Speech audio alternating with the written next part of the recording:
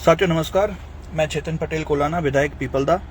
आज आप सभी के बीच में लाइव आया हूं। देश में एक बहुत बड़ा मुद्दा चल रहा है। अभी अभी नीट का एग्ज़ाम हुआ है, जिसमें बड़ी तादाद में 23 लाख स्टूडेंट्स के आसपास बच्चों ने एग्ज़ाम दिया है। मेडिकल एग्ज़ाम है, जिसमें इंडिया के अंदर 23 लाख से ज़्यादा स्टूडेंट्स ने एग्ज़ाम दिया है। साथियों, एक लौता ऐसा मेडिकल एग्ज़ाम है जो डेंटल के लिए और आयुष कोर्सेज के लिए, मेडिकल के लिए, जो देश में एक लौता एग्ज़ाम कराया जाता है। 23 लाख से ज़्यादा स्टूडेंट्स ने एग्ज़ाम दिया है और वो न्याय के एक उम्मीद करके रोड पे आके अपनी आवाज़ को उठा रहे हैं, अन्याय के खिलाफ लड़ाई लड़ रहे हैं। ऐसे में हमारा फ़र्ज़ बनता है, मैं तो विधायक हूँ ही सही, पर आप सब भी, क्योंकि ये राजस्थान का भी मुद्दा है। मेरे पीपलदा विधानसभा क्षेत्र से भी कितने ही गरीब बच्चे जिन्होंने रातों रात मेहनत करके सालों साल तक पूरी पढ़ाई करी, 17-17 घंटे तक पढ़ाई करी। कोई गरीब परिवार से आता है और बहुत मेहनत करके वो एग्ज़ाम के लिए अपीयर होता है। पर जिस तरीके की खबरें निकल के आ रही है, जिस तरीके की धांधली नीट के एग्ज़ाम में हुई है, हम सबका फ़र्ज़ बनता है कि देश के ऐसे मुद्दे, क्योंकि बच्चा 17-18 साल का होता है जब वो नीट का एग्ज़ाम देता है, बहुत ज़्यादा समझ नहीं होती, इजीली डिप्रेशन में आ जाता है। वो हमारे परिवार से भी हो सकता है, आपके कोई मित्र मंडली से भी हो सकता है, आपके रिश्तेदारी में भी हो सकता है, और नहीं भी हो सकता। तो एक देश के लिए हमें अपनी आवाज़ को बुलंद करना पड़ेगा, जिसके लिए मैं आप सभी से निवेदन करने आया हूँ कि अभी अभी नीट का एग्ज़ाम हुआ है, जिसमें एक बड़ी धांधली निकलकर सामने आई है, जिसमें सरकार का बहुत बड़ा रोल है। गुजरात में 5 मई को एग्ज़ाम हुआ था, 4 जून को रिजल्ट आया था। गुजरात में एक बड़ा रैकेट पकड़ा गया गोदारा टाउन के अंदर, जिसके अंदर बीजेपी का लीडर शामिल है, एक स्कूल टीचर शामिल है और एक एजुकेशन कंसल्टेंसी ओनर उसके अंदर शामिल है। 10-10 लाख रुपए वो नीट के बच्चे जो एग्ज़ाम दिए हैं उसमें वो शामिल है। और ये टाइम्स ऑफ इंडिया की न्यूज़ है। बिहार पटना से इस तरीके की खबर निकल के आई कि पेपर लीक हुआ है, और उसके बाद जब 5 तारीख को एग्ज़ाम हुआ तो उसके बाद तो धांधलियों की लाइन लग गई। मैं कहना चाहता हूं कि एजुकेशन डिपार्टमेंट में अब तक का सबसे बड़ा स्कैम होगा, सबसे बड़ा घोटाला होगा। 5 तारीख को एग्ज़ाम हुआ, 4 तारीख को रिजल्ट आया।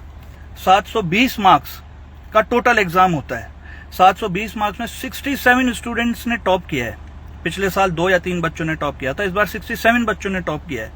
67 में से भी 50 बच्चे ऐसे जिनको ग्रेस मार्क्स दिए गए। 50 बच्चे ऐसे जिनको 67 में से 50 बच्चे जिनको ग्रेस मार्क्स मिले। उन 50 में से भी 44 स्टूडेंट्स तो वो है जिनको गलत क्वेश्चन होने की वजह से उनको ग्रेस मार्क्स दिए गए। तो अगर पहली बात तो अगर एनटीए जो नेशनल टेस्टिंग एजेंसी है, जो इतने बड़ा एग्जाम कंडक्ट कर रही है, वो क्वेश्चन क्यों नहीं ढंग से दे पा रही है। 50 में से 44 बच्चे तो वो हो गए, 6 बच्चे वो हो गए जिनको टाइम रिलेटेड इश्यूज की वजह से, टाइम रिलेटेड इशू मतलब पेपर थोड़ा सा लेट चालू हुआ, जिसकी वजह से ग्रेस मार्क्स मिले 6 बच्चों को। 6 बच्चों को नहीं, सॉरी 1563 बच्चों को, जिसमें से 6 बच्चों ने टॉप किया। अब ये जो 6 बच्चे जिन्होंने टॉप किया लेट पेपर चालू होने की वजह से, जिनको ग्रेस मार्क्स मिले, ये 6 के 6 बच्चे एक ही झज्जर सेंटर है, ये झज्जर सेंटर है। झज्जर सेंटर में सभी एक ही सेंटर में से ये 6 बच्चे जिन्होंने टॉप किया वो उस सेंटर में से आते हैं। इसके अलावा इन 6 बच्चों के अलावा 2 बच्चे ऐसे हैं जिनको 718 मार्क्स दिए और एक को दिए 720 में से। अब ये बात निकल के आती है कि 4 मार्क्स का एक क्वेश्चन होता है और -1 मार्किंग होती है अगर वो गलत क्वेश्चन कर देता है तो -1 का मतलब 4 मार्क्स तो हो गए, -1 मतलब -5 हो गए। एक क्वेश्चन अगर आप गलत करोगे तो -5, सही करोगे तो +4। तो 720 में से या तो 715 आएंगे या 716 आएंगे। 718 719 तो बैठ ही नहीं सकता। कहने का मतलब यह है कि ये एक और बड़ी धांधली है। ग्रेस मार्क्स किस आधार पे दिए गए, किस फॉर्मूले के साथ दिए गए, ये एक बहुत बड़ा सवाल अपने आप में उठता है। मैं ये सब आपको इसलिए बता रहा हूं क्योंकि आप लोगों को ये पता होना चाहिए, क्योंकि मीडिया ये बातें नहीं बताएगी। और भी इसके अलावा भी अगर आप देखेंगे तो बच्चों कि ये भी बातें निकल के आ रही है। एक 18 साल की अर्शिता है, जब मैंने न्यूज में पढ़ा तो उसमें आया कि 384 उसके पूरे कैलकुलेट हो रहे थे मार्क्स, जब वो पेपर दे के आई टैली करने पे उसके 384 हो रहे थे, जब रिजल्ट आया तो उसके 308 मार्क्स है। यहाँ पे एक बहुत बड़ा, इस तरीके के कितने ही बच्चे हैं जिनके स्कोर सही से नहीं बैठ पाए। इसके बाद सबसे बड़ी धांधली इसके अंदर अगर हुई है, 4 जून को लोकसभा का चुनाव का रिजल्ट आया, नीट का रिजल्ट 14 जून को आना था, कैलेंडर सेट हो चुका था, 14 जून को रिजल्ट आना था। जब ये धांधली की बातें निकल के आई है तो पूरा का पूरा मैनेजमेंट करके 4 जून को, 10 दिन पहले 4 जून को, जिस दिन लोकसभा का रिजल्ट आया उसी दिन रिजल्ट डिक्लेयर कर दिया नीट एग्जाम का, कि सारा का सारा मीडिया चुनाव में व्यस्त हो जाए और मीडिया को कुछ पता नहीं पड़ पाए, लोग बाग अपनी आवाज भी उठाए तो पूरे देश का ध्यान चुनाव की तरफ हो जाए। क्या कारण रहा मैं पूछना चाहूंगा और आप लोगों को भी बताना चाहूंगा, आप भी अपने बुद्धि विवेक से काम ले कि क्या कारण रहा कि 10 दिन पहले रिजल्ट निकाला गया, उसी दिन जिस दिन लोकसभा का चुनाव आया। हालत ये हो गई है कि सुप्रीम कोर्ट ने भी अब तो एनटीए से, जो चुनाव जिन्होंने एग्जाम कंडक्ट कराया, उससे भी जवाब मांगा है। साथियों, स्थिति यह है कि जो मेडिकल लाइन में सबसे बड़ा इंस्टीट्यूट है एम्स, सबसे प्रतिष्ठित एम्स है। एम्स के अंदर इस बार पहली बार इतिहास में हुआ है कि जो 67 टॉपर्स जो नीट के आए, और जितनी एम्स के अंदर जितनी जगह खाली रहती है भर्ती के लिए, उससे भी ज्यादा तो टॉपर्स ही हो गए। कहने का मतलब जितनी सीट्स खाली है एम्स के अंदर, उससे ज्यादा तो टॉपर ही है, 720 अंक जिनके आए। अब ये बात निकल के आ रही है कि उन सभी टॉपर्स में से उनको लिया जाएगा जिनकी एप्लीकेशन नंबर बड़ा है। ये बड़ी अजीब बात है। एप्लीकेशन नंबर मतलब आपके फॉर्म का एप्लीकेशन नंबर जिनका बड़ा है वो एम्स में वो भर्ती हो, उसको लिया जा सकता है। कहने का मतलब यह है, हम पढ़े लिखे हैं, बहुत सारे युवा मेरे फेसबुक पे भी जुड़े हुए हैं, आप इस आवाज को उठाओ। नीट के बच्चे छोटे होते हैं उम्र में, आप देखते होंगे कोटा में कितने सुसाइड के केस आते हैं, और अब भी आप देखोगे तो इस धांधली के बाद कितने ही लोग, कितने ही बच्चे बेचारे डिप्रेशन में हैं, सालों साल मेहनत करते हैं, बहुत रुपया लगता है। ये एक बहुत बड़ा घोटाला है एजुकेशन डिपार्टमेंट में, तो मैं कहूँगा सबसे बड़ा घोटाला आज दिन तक है। आप लोगों को अपनी आवाज बुलंद करनी पड़ेगी। इससे कोई फर्क नहीं पड़ता कि आप बीजेपी को सपोर्ट करते हो, आप किस पार्टी को सपोर्ट करते हो, इससे कोई फर्क नहीं पड़ता। अन्याय के खिलाफ आप लोगों को आवाज उठानी पड़ेगी, क्योंकि कहीं ना कहीं आपके भी बच्चे बीजेपी सपोर्टर्स है, तो उनके भी बच्चे ने नीट दिया होगा। ऐसे कितने ही बच्चे हैं जिन्होंने नहीं दिया होगा, तो उनके पड़ोसी ने दिया होगा, रिश्तेदार ने दिया होगा, देश के बच्चों ने तो दिया है। मैंने जो आपको तथ्य बताए हैं उसके आधार पे आप अपने बुद्धि विवेक से काम ले। अगर घोटाला हुआ है तो उसके खिलाफ आवाज उठाए, सरकार को घेरा जाए, क्योंकि आप अगर उम्मीद करोगे कि मीडिया इस बात को उठाए, या फिर अभी एजुकेशन जो मिनिस्टर है, शिक्षा मंत्री धर्मेंद्र प्रधान है, धर्मेंद्र प्रधान जी से अगर आप उम्मीद करो तो वो एक शब्द नहीं कहने वाले हैं। वो एक शब्द नहीं कहेंगे, क्योंकि इनके मंत्री जब जब भी देश के ऊपर अन्याय हुआ है अपना मुंह तक नहीं खोलते। 3 कृषि कानून आए, पूरे देश का किसान बॉर्डर पे बैठ गया, वहां पे इनको कुछ नहीं दिखा, 700-800 किसान शहीद हो गए। उसके बाद इनके सर पे थोड़ी बहुत जूं रहेगी और इनको घुटनों के पल आना पड़ा। पर इस समय हम उस पल का इंतजार नहीं कर सकते कि इतने सारे बच्चे सुसाइड करें और उसके बाद सरकार होश में आए। जब जब भी देश में न्याय हुआ है, सरकार का, बीजेपी सरकार का कभी भी मुंह नहीं खुला है। आप देख लेना, आदिवासियों के खिलाफ मणिपुर में अत्याचार हो रहा है, आज भी मणिपुर जल रहा है, मणिपुर का मुंह तक नहीं निकला है प्रधानमंत्री मोदी जी के मुंह से। ये सिर्फ और सिर्फ सीट के भूखे हैं, सीट की भूख प्रधानमंत्री मोदी जी को सिर्फ और सिर्फ सीट की भूख है। वो किसी भी हद तक जा सकते हैं, चाहे आप अभी देख लो, चुनाव में आपने देखा कितने जुमले तो पहले कितने ही दे चुके थे, 15 लाख रुपए आएंगे, 2 करोड़ रोजगार आएगा करके सीट पे आ गए, कोई बात नहीं है।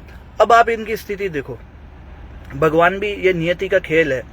चुनाव में आप सबने देखा होगा किस तरीके से कि अगर कांग्रेस की गवर्नमेंट आ गई तो ये मुस्लिमों को आरक्षण देगी, मुस्लिमों को आपके मंगलसूत्र बेच देगी, धन दौलत सब मुस्लिमों के नाम कर देगी।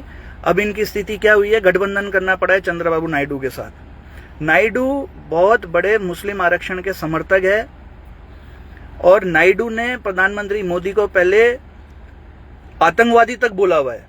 नीतीश कुमार के साथ गठबंधन किया, ये बीजेपी के शब्द थे कि कुछ भी हो जाए, हमें मिटना पड़ जाए, पर हम नीतीश कुमार के साथ हाथ नहीं मिलाएंगे। नीतीश कुमार खुद मुस्लिम आरक्षण के बहुत बड़े समर्थक है। अब इनकी कहा गई सिद्धांतवादी, अपने आप को मोदी इतना बड़ा सिद्धांतवादी बताते हैं, अब कहाँ रह गए इनके सारे सिद्धांत। कहने का मतलब आपसे मेरा सिर्फ और सिर्फ ये है कि ये राजनीति में सीट के भूखे नेता है। इनको कोई मतलब नहीं है किसान मरे, मजदूर के बेटे मरे। शिक्षा तो कहीं से कहीं तक देश में आनी ही नहीं चाहिए। आज अयोध्या में आप देखो, आप सोचो अगर कि मीडिया आपको दिखाए, ऐसे बड़े बड़े मुद्दे आपको दिखाए, तो मीडिया नहीं दिखाएगा। अयोध्या में क्या हुआ? अयोध्या में लोकसभा चुनाव में सीट हार गए। सीट हारे नहीं हारे, पर अयोध्या से तो हार गए। अब क्यों हारे? बारीकी से अगर अंदर जाके देखे तो सोचने का विषय है कि क्यों हारे। इसलिए हारे क्योंकि वहां पे बहुत सारे मंदिर, कॉरिडोर बनाया, मंदिर तोड़ दिए, घर तोड़ दिए लोगों के, कितने पेड़ काट दिए। शंकराचार्य जी ने उसके खिलाफ आवाज उठाई, मैं उनका धन्यवाद करना चाहता हूं।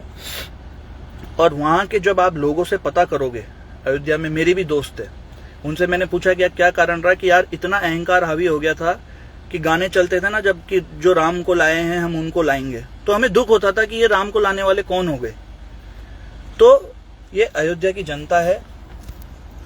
न केवल इस बार अयोध्या को फटकी पड़ी है, आप निकाल के देखना 2020 के बाद जब शिलान्यास हुआ राम मंदिर का, उसके बाद भी अयोध्या जिले में 5 सीट आती है। विधानसभा में 5 की 5 बीजेपी हारी है, जो मीडिया ने दिखाई नहीं है। नगर निगम के चुनाव हुए तो उसमें बहुमत नहीं मिल पाया बीजेपी को, जो मीडिया ने दिखाया नहीं है।